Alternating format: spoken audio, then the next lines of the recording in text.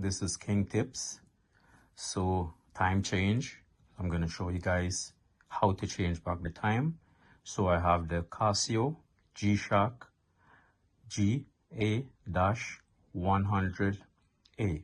So that's GA-100A. All right, so let's go ahead. So you can see this is the G-Shock. So the number at the back, it's right over there, GA-100A. So we're going to show you guys how to change back the time. So first, you hit the adjust and hold it. So see, now it's blinking. New York is blinking.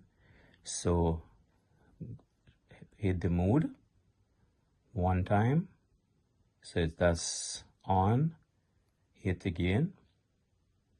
One more time till you reach. So now it's 5:21.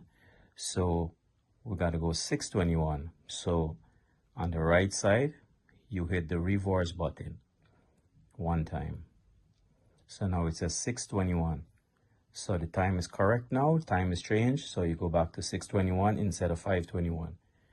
Then you come back to the left side and then you hit the adjust button. There it go. Time is set correct. Now it's 6:21 Sunday. This is King's Tips. Don't forget to like and subscribe. Thank you. God bless.